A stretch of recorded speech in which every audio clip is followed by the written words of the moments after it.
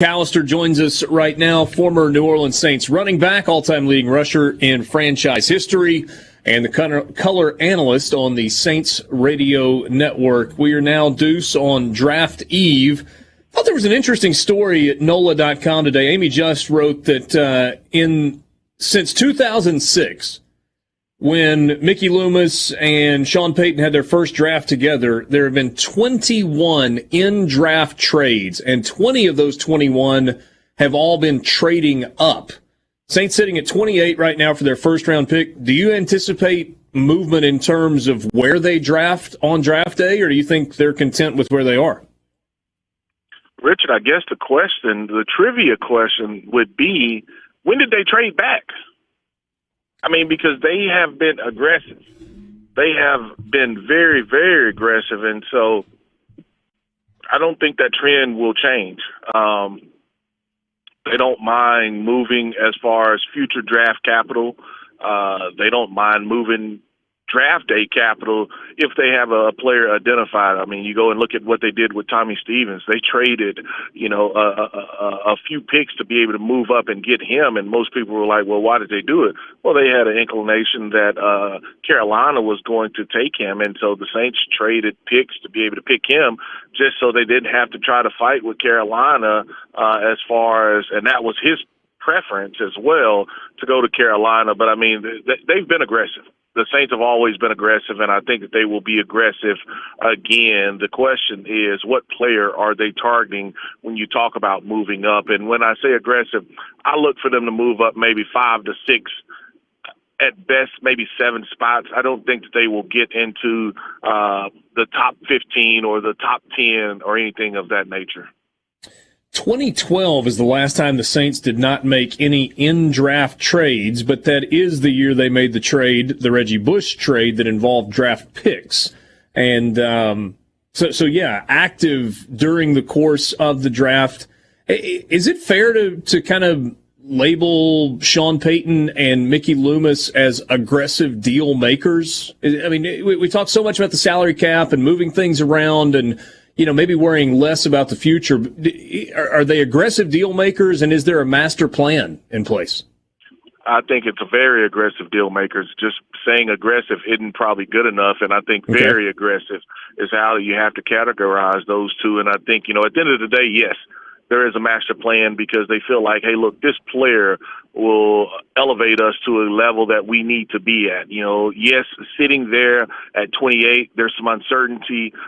You don't kind of control your destiny as far as the pod of players that you have ahead of you. And he doesn't mind one bit giving up a second, giving up a future one, or even, obviously combining 4, 5, and 6 to be able to move and to be able to move up and get a player that they think fits what they're trying to do.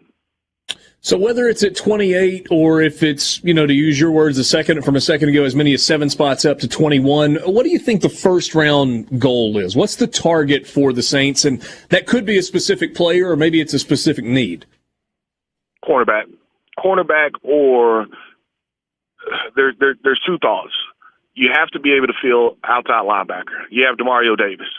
Outside of Demario Davis, I don't think that you have a long-term answer at the other linebacker position for the Saints. And normally you would say, well, it's 3 linebackers, but the Saints play so much nickel. They play so much big nickel with 3 safeties. They have to be able to find another linebacker that can contribute with Demario Davis. There's a train of thought out there that you will be able to go and get Quan Alexander back. That is correct. But you're also banking on Quan Alexander being healthy, coming off an Achilles injuries. And I saw, I think last time we spoke, we talked about him maybe doing some drills, and he is doing some cutting drills. But you're putting a lot into saying, hey, look, this guy's finally going to be healthy for 16 games, and he hadn't done that maybe but once throughout his career. And so right now you don't have a number 2 cornerback. You let Janoris Jenkins go. He's with the Tennessee Titans. So those are 2 spots as far as starters on your defense that you have to be able to address. And, whether you do it via draft or you feel like you can go and sign a young older person after the draft as far as a free agent, that may be the case. But you've got to start injecting some young blood into those 2 positions specifically. Deuce, do you think they're, and I heard what you said about maybe not moving up, into the teens or in that 12, 13, 14 range. The two most talked about corners in the first round have been Patrick Surtain out of Alabama and J.C. Horn out of South Carolina. And clearly the most talked about outside linebacker has been Micah Parsons out of Penn State. Are the Saints so in love with any of those three that they would do kind of a whatever it takes to get there to try and get one of those three guys? Or do you think there's somebody else that maybe they really have got the bullseye kind of sighted in on? I think those three guys would cost you too much capital. I mean, Okay. if those three guys get to about 15, then yes, you try to figure out a way to make the move.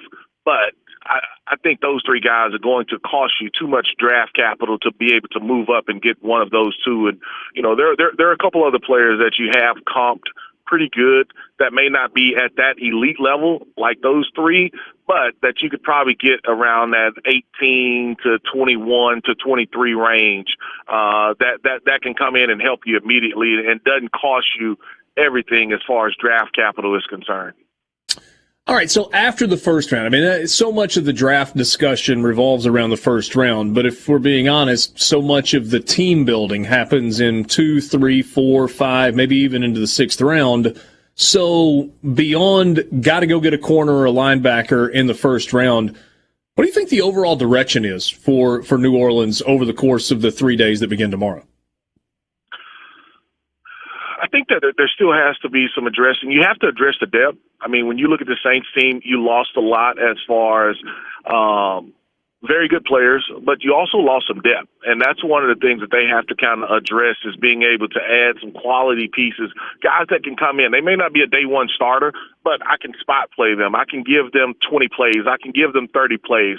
They can be a core special teams player. So to be able to add some depth is one of the things that they have to be able to do. And then when you add that depth, at some point, this second rounder, this young man that I'm giving 20 plays, he has to be able to play 40 plays or 50 plays a complete game. That may not have to be this year, but that's what you want to eventually develop them into being. So when you look at it, do you address interior as far as offensive linemen, maybe adding one player there? You would love for a player to have the ability to be able to play center guard or guard tackle. You can always look for that type of player. Another player that they have to address is the tight end position.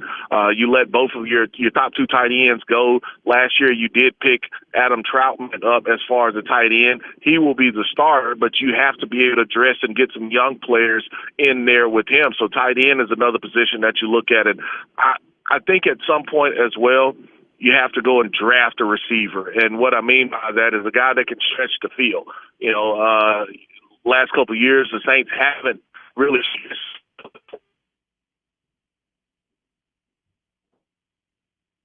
I think we lost Deuce. They try and reconnect. Only had a couple of minutes left with him. He was going down the wide receiver route with, the ability to try and stretch the field, add a complimentary piece for Michael Thomas. I was looking at the most recent mock draft from Charles Davis at NFL.com. I think Charles is a really good guy and really level-headed. I mean, all of these are, to a certain degree, kind of spitballing and, trying to gather information and see what makes sense. He's got Elijah Moore going to the Tennessee Titans at 22, which would be farther up the board. Deuce, you were talking when we lost you just a second ago about a wide receiver and ability to stretch the field. Where do you think Elijah Moore from Ole Miss fits into this first round? Or does he fit into the first round? I was rocking and rolling too, man. But My bad, man. I had have you at stretching the field, and I kind of picked up saying complimentary to Michael Thomas.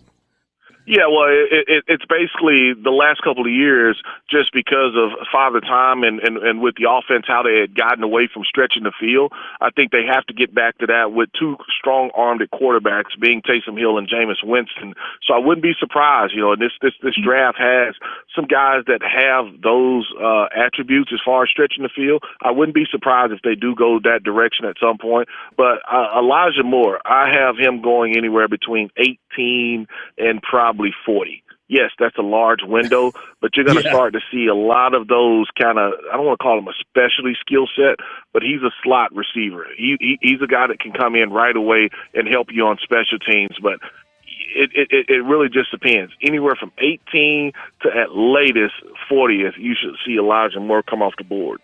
Hey, if people want to listen to your coverage of the draft tomorrow and into the weekend, how can they find you? I will be, in our market, it will be WWL, 870. I'll also be doing some television stuff with Fox 8. It's probably Fox 40 in our market. They may carry some of our stuff, but I will be on Thursday, Friday, Saturday, and wrapping it up on Sunday as well. So looking forward to it. Should be a lot of fun. Big weekend on the big 870 WWL, and I think you can listen online at WWL.com. Deuce, thanks so much.